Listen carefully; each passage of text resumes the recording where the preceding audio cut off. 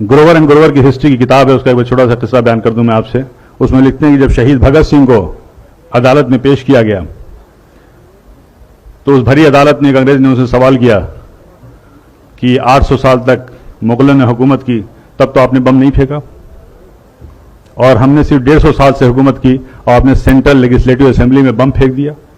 उसका बहुत अच्छा जवाब भगत सिंह ने दिया था कि देखिए, मुगलों ने जो हम पर राज किया है वो हमारे दिलों पर राज किया है, और उन्होंने इस मुल्क को सोने की चिड़िया बना दिया है, और इस सोने की चिड़िया की चमक से आप 7 समुंदर दूर से यहां तक आए हैं, और यहां पे आने के बाद अगर आपकी हुकूमत को अगर एक लफ्ज में, एक लाइन में कहा जाए तो वो ये है कि आपकी हुकूमत एक स्पंज की तरह है जो गंगा के किनारे हीरो और जवाहरात को चूस करके इंग्लैंड में जाकर के टेम्स नदी के किनारे निचोड़ती है, और वो इंग्लैंड मालामाल हो जाता है, और उस दौलत के मालामाल होने के बाद उससे आप अपनी तरक्की करते हैं।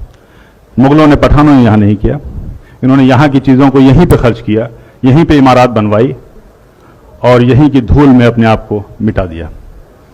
यह था भगत सिंह का जवाब। की छुपी नहीं है कि मुसलमानों का जो किरदार रहा है, जो कुर्बानियां रही इस मुल्क की तरक्की में, इस मुल्क की आज़ादी में, वो लासानी रहा है, बेमिसाल रहा है।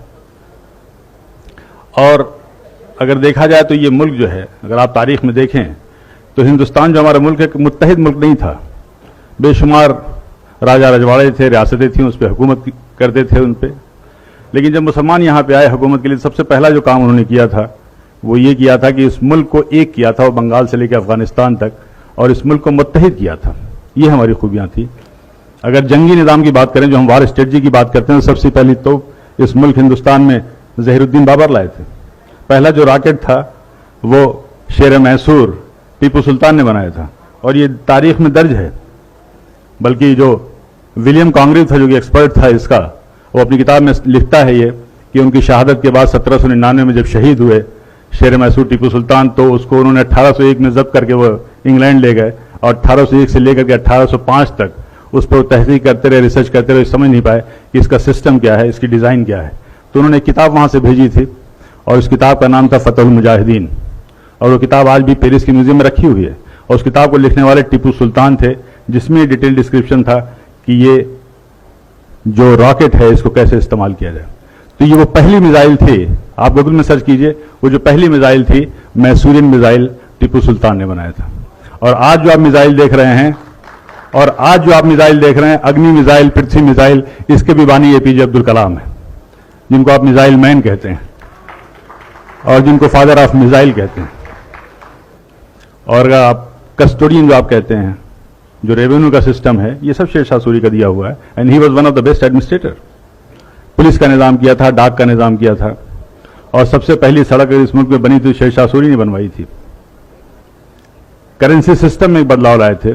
रुपए जो जिसको कहते हैं आप यूज, शेर शाह सूरी का वो था। ग्रैंड ट्रंक जो रोड थी कलकत्ता से लेकर के पेशावर तक, ग्रैंड ट्रंक रोड उसी की यादगार है। बगावत की, जंग आज़ादी की, तो पहली जो बगावत थी वो 1773 में हुई थी, और उसका नाम जो था, शायद आप में से ज़्यादातर लोगों को मालूम होगा, फकीर एंड सन्यासी रिबेलियन नाम से नाम था। यानी बंकिम चटर्जी जी ने अपनी आनंद मठ की किताब में साफ साफ लिखा है कि उस जमाने में जो फकीर और सूफी हुआ करते थे, जो साधु और सन्यासी हुआ करते थे, वो एक साथ जाते थे, झुंड का झुंड जाते थे, और अंग्रेजों के गोदाम में वो लूटते थे, और उस कहत के दौरान वो जो अनाज लाते थे वहां से, वो हिंदू और मुसलमानों में तकसीम किया करते थे। और ये सिलसिला तकरीबन 50 साल तक चला। इसका पूरा तारीख में डिस्क्रिप्शन है। पहली जो जंग आज़ादी थी वो 1857 की थी। और जिस फतवा वर्ड हम कहते हैं, जंग आज़ादी का सबसे पहला फतवा फजल हक खैराबादी ने दिया था। अल्लामा फजल हक खैराबादी ने यह फतवा दिया था जंग आज़ादी में अंग्रेजों के खिलाफ मुहिम का, और उस फतवे का यह असर था कि दिल्ली जैसी राजधानी को हमने फतह किया था। लेकिन उसके बाद से ये तारीख में लिखा हुआ है कि लेफ्टिनेंट जनरल हडसन लिखते हैं कि जब हमने दोबारा बड़ी मेहनत और मशक्कत से दिल्ली को फतह किया, तो उस वक्त इंग्लैंड से एक खत आया था, एक टेलीग्राम आया था, उसमें साफ साफ लिखा हुआ था कि देखो ये जंग आज़ादी जो है 1857 की, ये जंग आज़ादी दरअसल उलमाए कराम की जंग आज़ादी, और उन उलमाए कराम के लिए बड़े फख्र से वो लिखता है कि हमने न जाने सैकड़ों उलमाए कराम को बगैर किसी मुकदमा चलाए हुए फांसी दे दिया। और ये कोटेड है, तारीख के फिगर्स में बता रहा हूं कि उस जमाने में जिन्हें 51,200 लोगों को फांसी दी गई थी, उसमें से तकरीबन 27,000 से ज्यादा उलमाए कराम थे जिनको फांसी दी गई थी। वीर सावरकर ने अपनी किताब में जॉन मैकलसन का हवाला देते हुए कहा था कि 1857 की जंग आज़ादी में अगर सबसे ज़्यादा किसी का नुकसान हुआ तो मुगल की जो आखिरी रोशनी थी, आखिरी बादशाह थे बहादुर शाह जफर का हुआ।